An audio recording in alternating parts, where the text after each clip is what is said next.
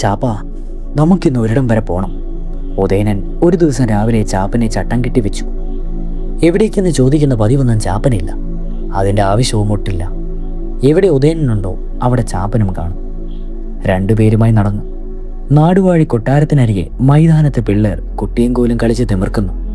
കണ്ടപ്പോൾ ഉദയനും ഒരു മോഹം. ഒന്ന് കളിച്ചാലോ? ശരി, ഞാനൊന്ന് ഒടിച്ചു നോക്കാം. ഉദയനൻ കളിച്ചുകൊണ്ട് നിരുന്ന പയ്യൻ്റെ കയ്യിൽ നിന്നും കുട്ടിയും കോലും വാങ്ങി. മുറമുട്ടി കാത്തോ. ഒരടി, ഒരു മുഴക്കം. എല്ലാവരും മാനത്തേക്ക് വായും പിളർന്ന് നോക്കി നിന്നു.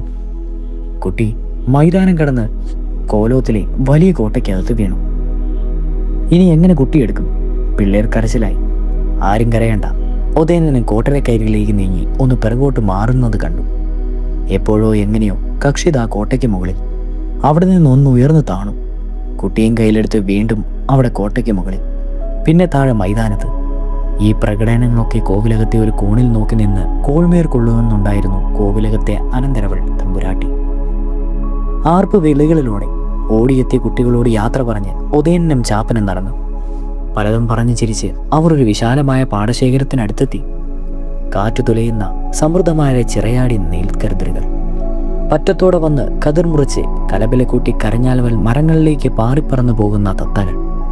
ഉദയൻ ആ കാഴ്ച കണ്ട് ഒരു നിമിഷം അങ്ങനെ നിന്നു. ചാപ്പ, ഉദയനൻ പറഞ്ഞു, നമുക്ക് ഈ പാടത്തിനരികെ വളയം എന്ന സ്ഥലത്തേക്കാണ് പോകേണ്ടത്. അവർ ഇരുവരും നടന്നു വരുന്ന കണ്ട് എളുപ്പത്തിൽ പാടം മുറിച്ച് കിടക്കുന്നതിനായി ഇടവരമ്പിൽ ഇറങ്ങി നടന്നു തുടങ്ങി. ഉദയനൻ മുൻപിലും ചാപ്പൻ പിറകിലും. കഷ്ടിച്ചൊരാൾക്ക് മാത്രം നടക്കാവുന്ന ഇടം. അതാ അക്കരെ നടവരമ്പിലൂടെ ചിലർ നടന്നു വരുന്നു. അവർ ഇടവരമ്പിലൂടെ വരുന്നത് ഉദയനെയും ചാപ്പനെയും ഒന്ന് നോക്കി നിന്ന ശേഷം തിടുക്കപ്പെട്ട് ഇടവരമ്പിലേക്ക് ഇറങ്ങി അവർക്കെതിരെ നടന്നു തുടങ്ങി. ഉദയനൻ അത് കണ്ടു. ചാപ്പ, നമ്മൾ ആദ്യം ഇടവരമ്പിറങ്ങി നടക്കുന്നത് കണ്ടിട്ടും മനഃപൂർവ്വം നമുക്കെതിരെ നടന്നു വരുന്നവർ ആരാണാവോ? ചാപ്പനും അവരെ കണ്ടിരുന്നു. ചാപ്പൻ പറഞ്ഞു, ഇടുങ്ങിയ വരമ്പിൽ പരസ്പരം ഒഴിഞ്ഞു മാറി നടക്കുവാൻ ഇടമില്ലെന്നറിഞ്ഞുകൊണ്ട് മനഃപൂർവ്വം എന്തോ കരുതി കൂട്ടിയുള്ള വരവാണിത്. വരട്ടെ, കാണാം. അവർ നടത്തയ്ക്ക് വേഗത കൂട്ടി. ചാപ്പൻ ഉദയന്റെ ചുമലിന് മുകളിലൂടെ എതിരെ വരുന്നവരാരാണെന്ന് സൂക്ഷിച്ചു നോക്കി. അവർ ഏതാണ്ട് അടുത്തെത്താറായപ്പോൾ ചാപ്പൻ പറഞ്ഞു, ഏട്ടാ, മുൻപേ വരുന്ന കക്ഷി ചില്ലറക്കാരനല്ല. പയ്യനാടൻ ചിണ്ടൻ നമ്പ്യാരാണ്. കൂടെയുള്ളത് കിഷ്യന്മാർ. കളരി ഗുരുക്കളാണ്. ഉദയന് ഇങ്ങനെ ഒരാളെ അറിയില്ല. ഗുരുക്കളെന്ന് പറഞ്ഞുകൂടാ, ചാപ്പൻ പറഞ്ഞു. പണിക്കാരെന്ന് വേണമെങ്കിൽ പറയാം. പുള്ളി മഹാധിക്കാരിയും അഹങ്കാരിയുമാണ്. ധിക്കാരികളെ ബഹുമാനിക്കുന്ന ശീലം ഉദയനന് പണ്ടേയില്ലല്ലോ. ഉദയനൻ വീണ്ടും കണ്ടില്ലെന്ന ഭാവത്തിൽ നെഞ്ചുവിരിച്ച് ബലം കൊടുത്ത് നടന്നു. ചിണ്ടൻ നമ്പ്യാരാകട്ടെ എതിരേക്ക് വന്നവരാരെന്ന് ശിഷ്യന്മാരോട് ചോദിച്ചറിഞ്ഞ ശേഷം കരുതി കൂട്ടിയുള്ള വരവാണ്. വരമ്പിന് മധ്യത്തായി രണ്ടുപേരും നെഞ്ചോട് നെഞ്ച് കണ്ടുമുട്ടി. ഉദയന്റെ ശക്തിയോടുള്ള തള്ളലിൽ നമ്പ്യാർ വലതുകാൽ വയലിൽ കുത്തി നിൽപ്പായി. എടാ ധിക്കാരി, ചിണ്ടൻ നമ്പ്യാർ അലാറ്, നിന്റെ മൂത്തവൻ കോമപ്പൻ എന്നെ കണ്ടാൽ തൊഴുതുമാറി നിൽക്കുകയാണ് പതിവ്. നിന്നെക്കുറിച്ചുള്ള തള്ള് ഭയങ്കരമാണല്ലോ. അതറിഞ്ഞുകൊണ്ട് തന്നെ നമ്പ്യാരെ എന്നെ വന്ന് മുട്ടിയത്. ഉദയനൻ മീശ ഒന്ന് തലോടി. നമ്പ്യാർ ചെളി പുരണ്ട വലതുകാൽ വയലിൽ നിന്ന് വരമ്പിൽ കയറ്റി വെച്ച് നിന്നു. ഉദയന്റെ നേർക്ക് വിരൽ ചുരുട്ടിക്കൊണ്ട് പറഞ്ഞു, വെറുതെ ചവിട്ടി നോദിക്കരുത്. പത്തി മടക്കുന്ന ഇവനെ നല്ലത്. നമ്പ്യാരോട് കളിച്ചാൽ കളി പഠിപ്പിക്കും. നമ്പ്യാരെ, ഒന്ന് ചോദിച്ചോട്ടെ, ചാപ്പൻ പറഞ്ഞു. ഞങ്ങൾ നടവരമ്പിൽ നിന്ന് കുറുവരമ്പിറങ്ങി പകുതിയോളം എത്തുന്നത് കണ്ടിട്ടും ഞങ്ങൾക്കെതിരെ നടന്നു വന്നത് മനഃപൂർവ്വം വഴക്കുണ്ടാക്കുവാനല്ലെങ്കിൽ പിന്നെ എന്തിനാണ്? ചാപ്പ, പയ്യനാടൻ ഈ നാട്ടിൽ ഒരുത്തിനു വേണ്ടിയും നാളിതുവരെ വഴിമാറിക്കൊടുത്തിട്ടില്ല. അയാൾ ധിക്കാത്തരത്തോടെ പറഞ്ഞപ്പോൾ ഉദയനൻ കൈ ഉയർത്തി പറഞ്ഞു, ഏത് തണ്ടൻ നമ്പ്യാരാണെങ്കിലും തച്ചോടി ഉദയനന് അവൻ ഈ വരമ്പിൽ കിളിർത്ത പുല്ലിന് സമം. ഉദയനൻ കാൽ ചുവട്ടിലെ പുല്ല് ചവിട്ടി ഞെരിച്ചു. ചിണ്ടൻ നമ്പ്യാരുടെ ചുരുക പുല്ല് ചെത്തുവാനുള്ളതല്ലെന്ന് ഉദയനൻ കരുതിക്കും. പല്ല് ഞെരിച്ചുകൊണ്ട് പയ്യനാടൻ നമ്പ്യാർ വാൾ വലിച്ചൂരി. ഉദയനും തൻ്റെ ചുരുക ഉയർത്തിപ്പിടിച്ചു നിന്നു. നമ്പ്യാർ തൻ്റെ ചുരുക ഉദയൻ്റെ ചുരുകയോട് മുട്ടിച്ചു. വലിയ ഞാവൽ മരങ്ങൾ കതിർ കുറിച്ചിരുന്ന തത്തകൾ പേടിച്ച് ഉറക്കെ ശബ്ദമുണ്ടാക്കി കൂട്ടത്തോടെ പറന്നുയർന്നു. നമ്പ്യാർ അലറി, ഇന്നേക്ക് 7-ാം നാൾ ശനി പുലർന്ന പകൽ പുലർച്ചെ പൊന്നിയ തങ്കക്കളരിയിൽ വെച്ച് നിന്നോട് ഏറ്റുമുട്ടുവാൻ ഇതിനാൽ അംഗം കുറിച്ചിരിക്കുന്നു. പയ്യനാടൻ പുല്ലോ അരമുള്ളോ നെല്ലോ എന്ന് അന്ന് തിരിയും. ലോകനാർ കാവിലമ്മയെ സാക്ഷി നിർത്തി കളരിപര ദേവതകളെ വണങ്ങി തച്ചോളി മാണിക്കോ തൊതേന്നിതാ സത്യം ചെയ്യുന്നു.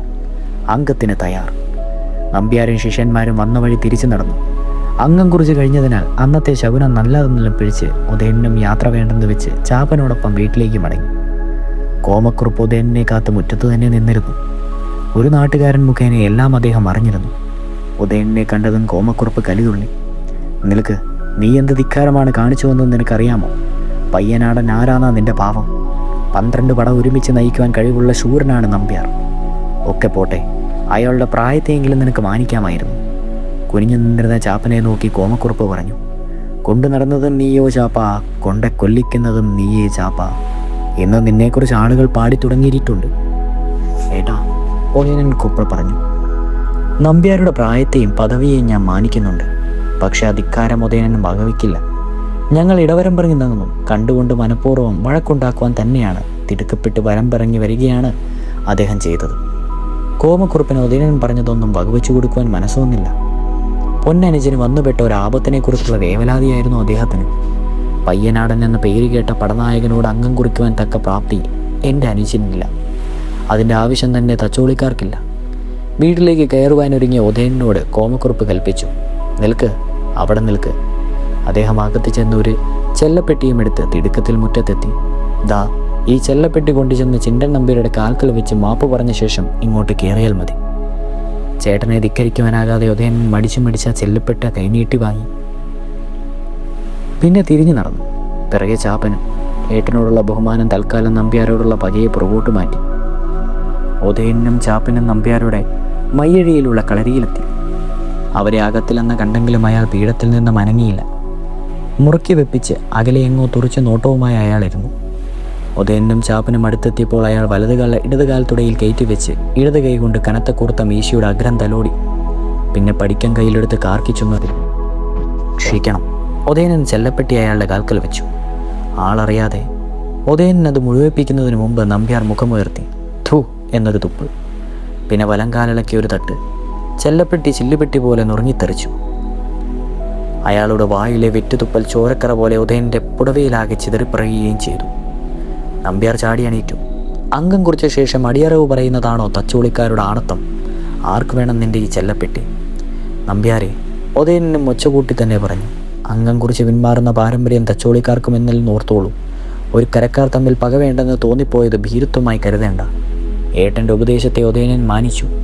നിങ്ങളുടെ പ്രാപ്തിയും എന്നാലിനി ഒരുങ്ങിക്കൊള്ളൂ. നമുക്ക് പൊന്നിയത്ത് വെച്ച് തന്നെ കാണാം. ഈ ചെല്ലപ്പെട്ടി ചവിട്ടി തെറിപ്പിക്കും വഴി എൻ്റെ ഏട്ടനെയാണ് നിങ്ങൾ അപമാനിച്ചിരിക്കുന്നത്. ഈ ചെല്ലപ്പെട്ടി തെറിച്ചതുപോലെ പയ്യനാടൻ ചിണ്ടൻ നമ്പ്യാരുടെ തലവെട്ടി പട്ടിക്കെറിഞ്ഞില്ലെങ്കിൽ ഇത് തച്ചോളി മാണിക്കോ ഉദയനല്ല. പൊന്നിയത്തങ്കം ജയിച്ച ഉദയനൻ ഈ തച്ചോളിപ്പടി കയറും. ഇത് സത്യം, സത്യം, സത്യം. ഉദയനൻ നേരെ നടന്നത് ലോകനാർ കാവിലേക്ക്. കാര്യങ്ങളൊക്കെ അറിഞ്ഞ കോമക്കുറുപ്പ് മനം തൊന്നു പ്രാർത്ഥിച്ചു, എൻ്റെ ലോകനാർ കാവിലമ്മേ, ഞങ്ങളെ കൈവിടരുതേ. ലോകനാർ കാവിൽ വ്രതം നോറ്റിരിക്കുന്ന ഉദയനെ കാണുവാൻ ഉദയൻ്റെ ഒരു ബന്ധുവും വീരനും വിശേഷിക്കപ്പെട്ട പല അടവുകളും ഗുരുവുമായ പയ്യമ്പള്ളി ചന്തു എത്തി. ചന്തു ദാ ഇത് കരുതിക്കൊള്ളൂ, പൂഴിക്കടകൻ. നമ്പ്യാരും ഉദയനും പൊന്നിയത്തങ്കം ഉറപ്പിച്ച ശേഷം ആ വാർത്ത നാട്ടിലെങ്ങും പരന്നു. പലർക്കും അതൊരാഘോഷം, ചിലർക്കെങ്കിലും കടുത്ത ദുഃഖം.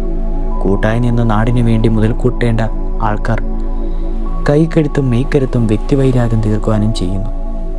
ഇത് കുടിപ്പയ്ക്ക് വേണ്ടി പാഴാക്കി നശിപ്പിക്കണോ? പറഞ്ഞിട്ട് എന്ത് കാര്യം? അന്നും എന്നും എന്നും അത് തുടരും.